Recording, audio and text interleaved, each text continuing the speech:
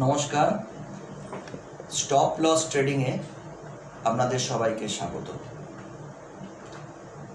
আজকে একটু অন্য একটা বিষয় নিয়ে আলোচনা করব। আমাদের বেশ কিছু সদস্য, আমাদের ক্লায়েন্টস আমার কাছে জানতে চেয়েছেন কিছু পেনি স্টক নিয়ে আলোচনা করতে। তো আজকে সেই পেনি স্টক নিয়ে আলোচনা শুরু করছি।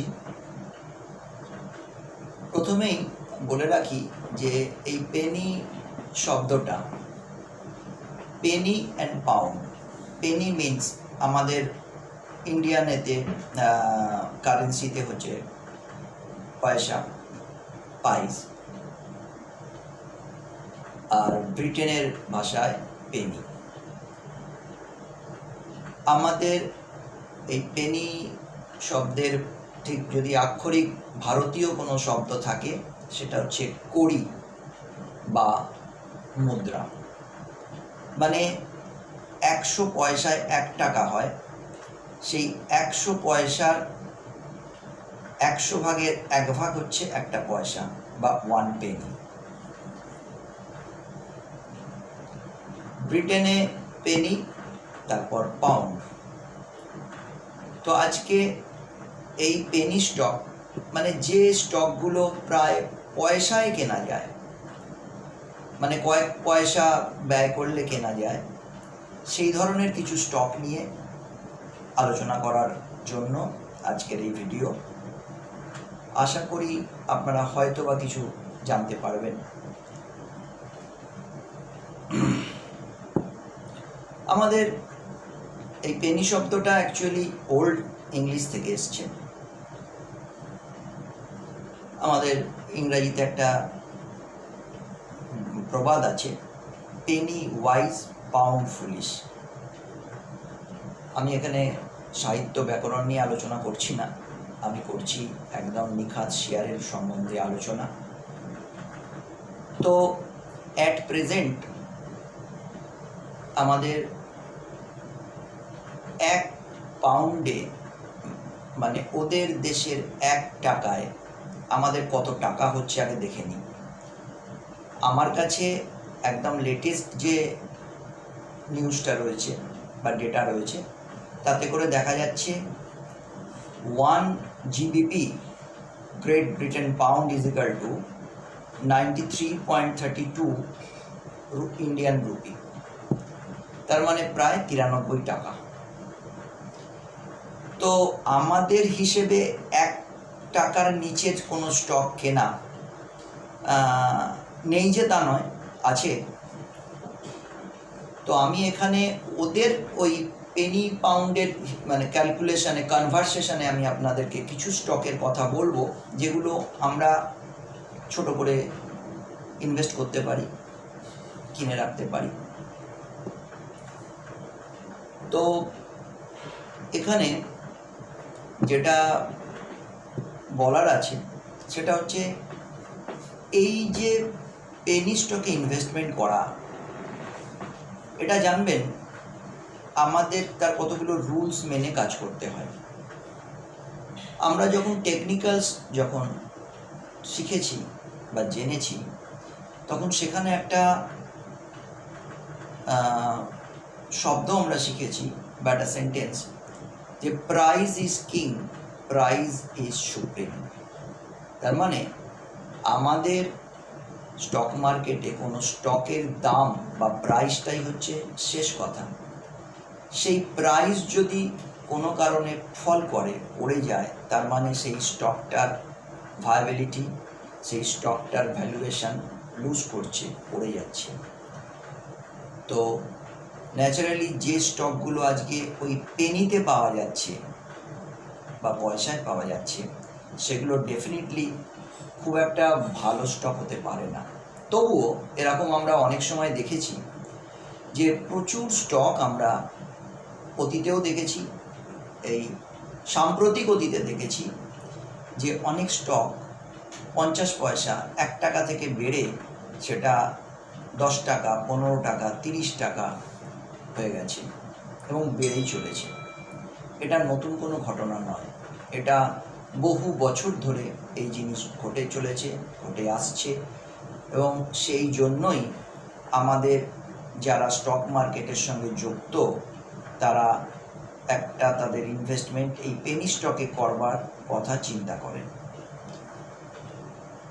মনে রাখবেন যে আজকের পেনি স্টক কালকের মাল্টি ব্যাগার হতেই পারে, একটা ভ্যালু স্টক হতে পারে, আবার আজকের যে ভ্যালু স্টক সে কালকের পেনি স্টকও হয়ে যেতে পারে। এই দুটোই সম্ভব। তো যাই হোক, আমরা যেহেতু পেনি স্টক থেকে শুরু করব, তার মানে আমাদের কাছে চিন্তাটা থাকবে ওটা মাল্টি ব্যাগার হবে বা একটা ভ্যালু স্টক হবে, এরকমই। কিন্তু কি হবে, কবে হবে, কিভাবে হবে, সেটা আমি বলতে পারবো না। তো এই জায়গায় কিছু কিছু জিনিস আমি আপনাদেরকে বলবো, কিছু স্টকের নাম বলবো। দেখুন, আগেও যেমন বলেছি যে আমাদের টোটাল স্টক মার্কেটে যে ইনভেস্টমেন্টটা থাকবে তার 10%-এর বেশি যেন কখনোই পেনি স্টকে ইনভেস্টেড না হয়। ধরে নিলাম আমার যদি 10,000 টাকা স্টক মার্কেটে ইনভেস্টেড থাকে, আর আমি যদি মনে করি যে আমি কিছু পেনি স্টকে ইনভেস্ট করতে চাই, তো তাহলে ম্যাক্স টু ম্যাক্সিমাম 1,000 টাকা পর্যন্ত তার আমি কোনো পেনি স্টকে বা কোনো পেনি স্টকে ইনভেস্ট করতে পারি, নট মোর দ্যান 1,000 রুপিস। তো এটা হচ্ছে প্রথম ব্যাপার, যে আমরা ইনভেস্ট করছি মানে সব পেনি স্টকে ইনভেস্ট করে ফেললাম, এরকম কখনোই করা উচিত নয়। সে যত ভালোই মানে তার কোনো ফিউচার প্রজেকশন থাক না কেন। আর একটা জিনিস জানবেন যে স্টক মার্কেটে ইনভেস্টমেন্ট, ওই যে এখন আমরা টিভিতে দেখি সচিন তেন্ডুলকরের একটা অ্যাড থাকে ওই মিউচুয়াল ফান্ডের ব্যাপারে, যে stock market investment is subject to market risk. এখানে জানবেন এই পেনি স্টকে ইনভেস্টমেন্টটা 100 নয়, তারও উপরে যদি কিছু থাকতো সেই রকমই মার্কেট রিস্ক কভার করে। সেই জন্য ওখানে যে টাকাটা ইনভেস্ট করবেন সেটা জেনে রাখবেন যে এই টাকাটায় আপনার কিছু আসতেও পারে, আবার পুরোটা চলেও যেতে পারে। এরকম কোনো কেউ গ্যারেন্টি দিতে পারবে না পেনি স্টকের ক্ষেত্রে যে টাকাটা আপনার 100% চলে আসবেই, এটা কিন্তু মাথায় রাখবেন।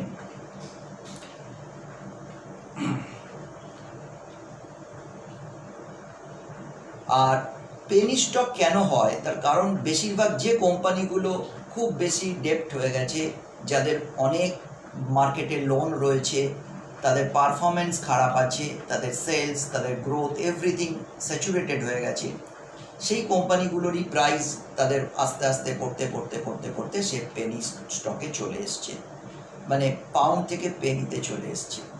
তো দ্যাটস ওয়াই আবার সেটা যে রিবাউন্ড করবে না সেটা তো কথা নয়, হতেই পারে, কিন্তু সেই সম্ভাবনা কতটা আছে, কবে আছে, সেগুলো আমরা জানি না। সেগুলোকে ভাবনা চিন্তা করে তারই মধ্যে থেকে কিছু আমরা স্টককে আলোচনা করতে পারি, স্টক নিয়ে, এবং সেটাই এখন করছি। আজকে প্রথম যে স্টকটা নিয়ে আমি আলোচনা করব, মানে ছোট করে আমি জাস্ট ওই ছুঁয়ে যাওয়ার মতো, তার নাম আরকম, রিলায়েন্স কমিউনিকেশন, আম্বানি ভাইদের কোম্পানি, বুঝতেই পারছেন। এই কোম্পানিটার দাম একটা সময় অনেক টাকা ছিল। রিলায়েন্স কমিউনিকেশন, এটা অনিল আম্বানির কোম্পানি। অ্যাট প্রেজেন্ট গত শুক্রবার এর ক্লোজিং দেখলাম 1 টাকা 45 পয়সা অনলি। এর 52 খাই 1 টাকা 85, আর 52 লো অনলি 50 পয়সা। এর ফেস ভ্যালু 5 টাকা। এটা নিফটি 500 ইন্ডেক্সের মধ্যে রয়েছে। এই স্টকটাকে আমি ওই পেনি স্টকের মধ্যে রেকমেন্ড করতে পারি, কেনা যেতে পারে। সেকেন্ড স্টকের নাম সেই আম্বানি ব্রাদার্স, রিলায়েন্স পাওয়ার। লাস্ট ফ্রাইডে 3 টাকা 90 পয়সা ক্লোজ করেছে। এর 52 খাই লো 5 টাকা আর 1 টাকা। এর ফেস ভ্যালু কিন্তু 10 টাকা। 10 টাকার ফেস ভ্যালু স্টকটা আজকে 3 টাকা 90 পয়সা। এটাও নিফটি ইনফ্রাস্ট্রাকচার ইন্ডেক্সের মধ্যে রয়েছে। থার্ড যে স্টকটা সিজি পাওয়ার, এটা 7 টাকা 80 পয়সা লাস্ট ফ্রাইডে ক্লোজ করেছে। 52 week high low 31 rupees and 4.75 মানে 4 টাকা 75 পয়সা। ফেস ভ্যালু 2 টাকা। এটাও নিফটি 500 এর মধ্যে রয়েছে ইন্ডেক্সে। ফোর্থ যে স্টক ট্রাইডেন্ট, TRIDENT, এটা 6 টাকা 85 পয়সা ক্লোজ করেছে। 8 টাকা 40 52 উইক হাই, 3 টাকা 5 52 উইক লো, ফেস ভ্যালু 1 টাকা। এটাও নিফটি 500 ইন্ডেক্সের মধ্যে রয়েছে। নাম্বার 5, 5 নম্বর stock South Indian Bank. Last Friday close করেছে 8 টাকা 90, 52 উইক হাই 13 টাকা 60, 52 উইক লো 4 টাকা 80, ফেস ভ্যালু 1 টাকা। এটা নিফটি ব্যাংকের মধ্যে আছে। 6 নম্বর স্টকটা নাম ভোডাফোন ইন্ডিয়া, ভোডাফোন আইডিয়া। 10 টাকা 35-এ লাস্ট ফ্রাইডে ক্লোজ করেছে। 52 উইক হাই 13 টাকা 15, 52 উইক লো 2 টাকা 40 পয়সা। বুঝতেই পারছেন 2 টাকা 40 থেকে আজকে 10 টাকা 35, এবং এটা খুব বেশি দিনের মধ্যে হয়নি, যদিও উইদিন আ ইয়ার। তো বুঝতে পারছেন কত ফোল্ড বেড়েছে। তো এটাই হচ্ছে পেনি স্টকের একটা বিশেষত্ব, যার জন্য মানুষ পেনি স্টকে ইনভেস্ট করে। তো এর ফেস ভ্যালু 10 টাকা, নিফটি 500 এর মধ্যে এটা রয়েছে। এর পরের যে স্টকটা কথা বলবো তার নাম ফিউচার কনজিউমার। 18 টাকা 35 পয়সা লাস্ট ফ্রাইডে ক্লোজ করেছে। 52 উইক হাই 42 টাকা 10 পয়সা, 52 উইক লো 5 টাকা 75 পয়সা, ফেস ভ্যালু 6 টাকা। নিফটি 500 ইন্ডেক্সের মধ্যে আছে। ব্যাপারটা ভাবুন, 5 টাকা 75 পয়সা এই মার্চ মাসের 23শে মার্চ বা কবে এরকম ছিল, সেখান থেকে আজকের দাম মানে গত শুক্রবারের দাম হচ্ছে 18 টাকা 35 পয়সা। এগেন সেই পেনি স্টকের খেলা। আমি এগুলোকে পেনি স্টক এই জন্যই বলছি যে পেনি আর পাউন্ডের রেসপেক্টে এগুলো তো পাউন্ডের নিচেই আছে। আমাদের হিসেবে ওটা 50 পয়সা 1 টাকা 2 টাকা স্টক নয় ঠিকই। যে স্টকটাকে আমি আজকে 18 টাকা 35 বা 10 টাকা 35 যে বলছি, এগুলোর দাম তো, এগুলোকে যদি আমি মানে আপনারা বলেন যে এগুলো কি ঠিকমতো পেনি স্টক হলো, আমি বলবো হ্যাঁ, এটাও পেনি স্টক। এর পরের যে স্টকটা বলবো, এটা খুব বেশি দিন হলো লিস্টিং করেনি। এটা আমাদের one of the PSU company, Rail Vikas Nigam limited, আমরা শর্টে বলি RVNL। এটা 19 টাকায় সম্ভবত লিস্টিং মানে করেছিল, ওর লিস্টিং প্রাইস ছিল, তো অফার প্রাইস ছিল সরি। গত ফ্রাইডে শুক্রবার এটা বন্ধ করেছে 19 টাকা 45, 52 week high 29.30, 52 week low only 10। তো এর ফেস ভ্যালুও 10 টাকা। 10 টাকার ফেস ভ্যালু স্টক এই মার্চ মাসের ওই সময় ডামাডোলে 10 টাকাতেই নেমে গিয়েছিল। উইদিন ফিউ ডেজ সেটা আবার উঠে আসে এখন 19 টাকা 45। এটা যদিও কোনো ইন্ডেক্সের মধ্যে নেই। এর পরের যে স্টকটার কথা বলবো, DHFL, দিওয়ান হাউজিং ফিনান্স লিমিটেড। অনেক টাকা দাম ছিল, সেইখান থেকে এটাকে পেনি স্টকের জায়গায় চলে আসছে বা এসেছে। এটা লাস্ট ফ্রাইডে বন্ধ করেছিল 16 টাকা 10 পয়সা। এর 52 উইক হাই 86 টাকা 60 পয়সা। এটা যদি আরও অনেক অনেক বেশি ছিল, 52 উইকের আগের কথা বলছি। আর 52 উইক লো 8 টাকা 35 পয়সা, ফেস ভ্যালু 10 টাকা। এটা নিফটি ফিনান্সিয়াল সার্ভিস সেক্টরের মধ্যে পড়ে। 8.35 থেকে 16.10, ডাবল উইদিন আ মান্থ। তো দেখতেই পাচ্ছেন আমি যে স্টকগুলোকে নিয়ে আলোচনা করছি সব কিছুই রয়েছে, তার মধ্যে আরকম রয়েছে, আর পাওয়ার রয়েছে, সিজি পাওয়ার রয়েছে, ব্যাংক রয়েছে, ভোডাফোনের মতো কোম্পানি রয়েছে, ফিউচার কনজিউমার রয়েছে, গভর্নমেন্টের রেল বিকাশ নিগম লিমিটেড রয়েছে, ডিএইচএফএল রয়েছে। এরপরে একটা হোটেলের কথা বলি, এটাও খুব বেশি দিন হলো বেরোয়নি, অনেক টাকা লিস্টিং করেছিল এবং তার দামও ছিল, ইস্যু প্রাইস তাই ছিল। সেটার নাম লেমন ট্রি হোটেলস লিমিটেড। গত শুক্রবার 24.60 বন্ধ করেছে। 52 খাই 71 টাকা 71, 52 কিলো 14.05, ফেস ভ্যালু 10 টাকা। নিফটি সার্ভিস সেক্টরের ইন্ডেক্সের মধ্যে এটা পড়ে। এর পরের স্টকটা আপনারা বলবেন এটাকে কি কখনো পেনি স্টক বলা উচিত বা বলা যায়?